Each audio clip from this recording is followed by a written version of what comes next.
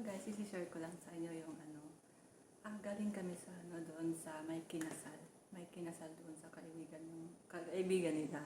Tapos ang ganda dito no kasi pag pag ganun parang ang practical nila kasi kumbaga yung mga souvenir nila instead of things, ang ginagawa nila is yung binibigay nila sa mga souvenir nila is yung pwede mo yung pagkain, pwede mo yung talaga yung mabubusog ka talaga kasi hindi katulad sa atin, 'di ba sa Pinas, pag may kasal, ang souvenir sila is mga yung sa kanila naman yung mga bagay katulad ng ref, mga yung ginagamit sa bahay.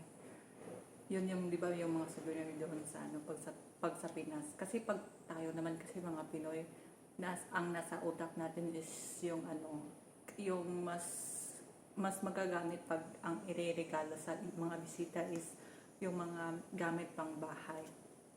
Tapos ang pagkakaiba naman dito sa Taiwan, pag may kinakasal sa kanila or ganon birthday, ang nireregalo talaga nila mostly is pagkain.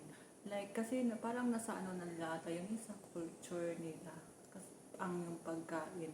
Tapos katulad sa amin pumunta kami sa sa isang kasal.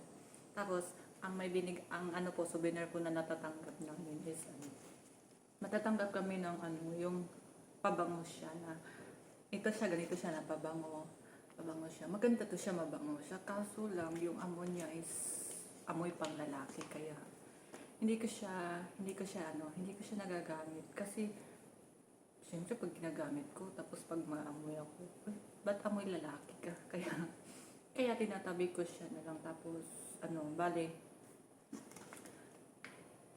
bali ibibigay ko na lang to or kung sino yung may gusto ganun. Tapos hindi lang ito pabango ang natanggap namin sa souvenir nila.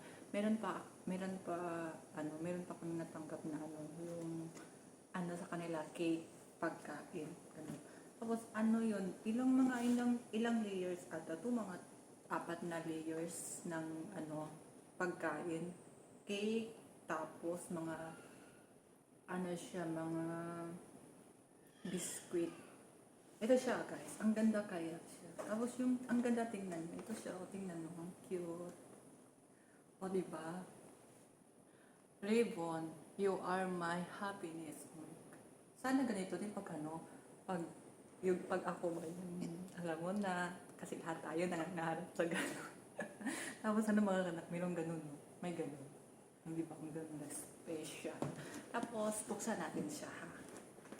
Sa unang layers niya is meron siya ba yun? Yung biscuit. Ito siya, biscuit siya sa unang layers niya, di ba? Ang sarap nito. Tapos yung sa pangalawang layers naman siya. Buksan natin siya. Ito, biscuit pa rin siya. Ito siya. Ayun. Actually, binawasan ko na lang isa. Tinikman ko lang siya. Ito siya. Tapos, meron pa isa, pangalawa. Ito pa siya, biscuit din siya. Yun o. Ayan siya, biscuit. Ang sarap nito.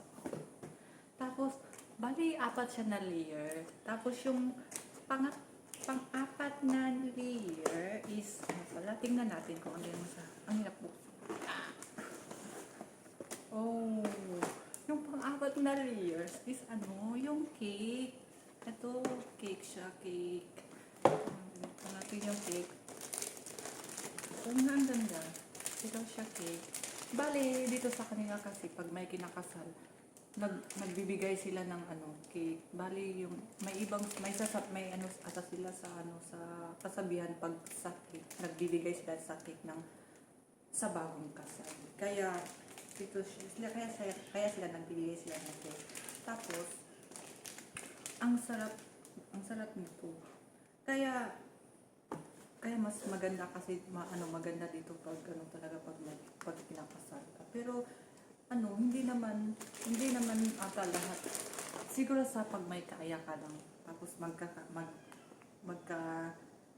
magkakagawa ka ng ganito na pwede mong ipagawa mo ng ganito na pwede mo ipamigay sa mga ano, bisita mo. Parang, ay ito nga souvenir na nga to sa kanila. Ito yung souvenir sa kanila pag pinakasal.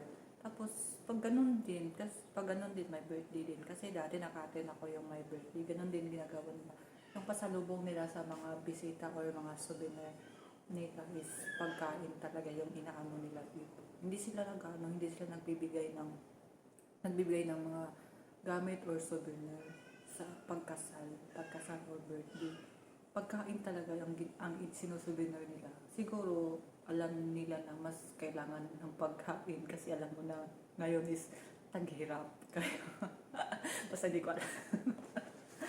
Tapos ito siya. Mga ano to siya, mga biscuit to siya eh. Ano siya, mga biscuit.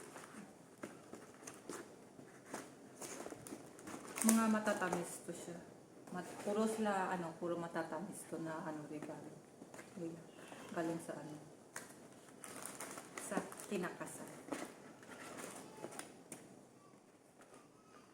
Dapat kaya sila nagpaparegalo siguro ng mga biskuit na matatamis is, para ang ibig sabihin is, sweet, matatamis na pagsasama, panghabang buhay. Char.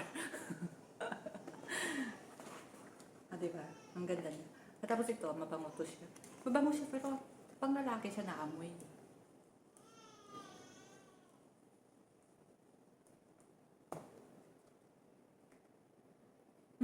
Mabango siya pero pang lalaki.